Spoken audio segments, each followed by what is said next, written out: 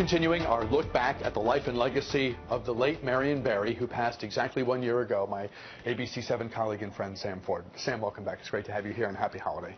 Well, happy Thanksgiving. Holiday to you as well. I will begin with you the way I began with Cora Masters Barry a moment ago, and I guarantee this sentiment is shared. Can you believe it's been a year?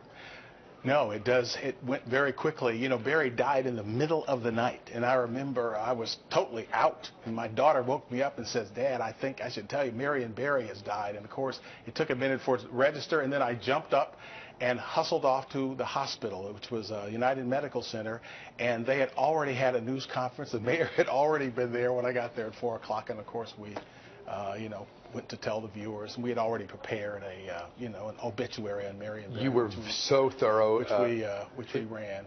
An important figure, obviously, somebody like that. Somebody, and I say this in a joking way, I hope no one takes offense. I think Mr. Barry himself would laugh. I thought he would outlive us all. And so to get the news on that early Sunday morning was painful and a little surprising. Yeah, it was a little surprising. I would say the same thing about former Brown Comptroller Louis Goldstein, by the way. Yeah, and I was just chatting with LaToya Foster, his former press secretary, who is now Mayor Bowser's press secretary. But I said, did he get out of the hospital a little early, did you think? And she said, she said, really, there were so many things going on that he wanted to participate in. For example, Oprah had done this program on him, and they were having an Oprah party to watch his interview with Oprah. And she said, in fact, that, she said, well, should I send out invitations to this party? He says, look, I don't care whether I come or not. I want you to send those invitations out. And so she said she sent them out. With or without me? With or without him. And, of course, as it turned out, it was without him. It was the night after he died early that morning. And they went ahead because he said he wanted them to go ahead and have that viewing party. This was a busy time of year for Marion Barry. That's right. And then he was going to have his turkey giveaway a couple days later. And, that was the big crowning event for Councilmember Marion Barry. He went to Union Temple Baptist Church. They lined up down W Street, for a block or two where people came in, and sometimes if it was really cold, they let them sit in the sanctuary of the church. He came, he handed the turkeys out, they shook his hand, they talked. It was quite a party. They had another turkey giveaway this year. This was the Ward 8 turkey giveaway, and I had to go by and see it just to see how does it compare. Well, Bruce, it just wasn't the same without Marion Barry. That's all I can tell you. I mean, they had a big room there. They had lots of turkeys. They had vegetables. They had a number of things, as they would have. But everybody had to be registered. They had to come with some kind of ticket or something like that to get their turkeys. It was organized, then it was completely different. That's what I'm saying. Barry just had these turkeys. And so I said, where'd you get the turkeys? They said, we got them from Costco. Well, Barry got his turkeys from Giant. And sometime he paid for them and sometime he didn't. But nevertheless, that was how things worked, because Barry and Giant got along real good. It's totally fitting, and no surprise that the turkey giveaway doesn't have the same flavor and pizzazz that it did when Barry was large and in charge, because D.C. politics isn't the same, because the council hearing room and the meetings are not the same.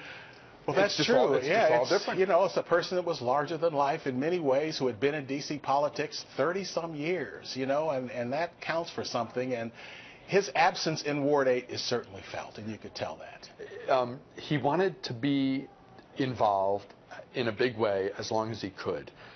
Having said that, are you surprised that he didn't groom a successor while he could?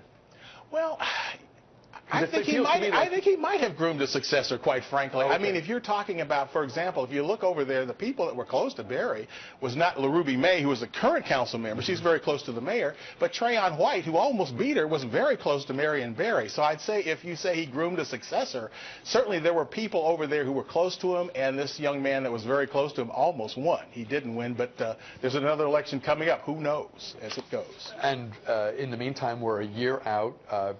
Cora Barry said, she talks with multiple people every day about Marion Barry. It may be something akin to that for you, but as more time goes by, we'll get, the history will sort of. They always say it takes decades for history to be written. Yeah. So from that perspective, we're just getting started understanding the true and full legacy of this man. Yeah. And I would just encourage also your viewers that. One thing that we have done, we have focused on some of Barry's godkids. Barry had 6 godchildren, and one of the godchildren had his iPhone camera, and he was taking pictures, and he took lots of pictures. And we'd encourage our viewers, if you can't watch it on the air, watch it online, but to WJLA.com, but to look at the story of Barry's godson, whose name was Antonio Walker. And his life with Marion Barry is amazing. Barry fed these kids. He took them every Thanksgiving. They had dinner. He remembered all their birthdays. He gave them gifts every Christmas. Life lessons. Life lessons. I mean, it's amazing. Barry took so much time with these kids, and the public basically didn't know anything about this side of Marion Barry. So it's extremely interesting. Kudos to you for unearthing this really special and unique insight into this man who we know so much about, but can still learn more even a year out. Our great ABC 7 News Channel 8 friend and colleague, Sam Ford. Thanks very much. Have a great holiday. Thank you. You too. Always great having you here. When we return, what happens when private records seep into public view?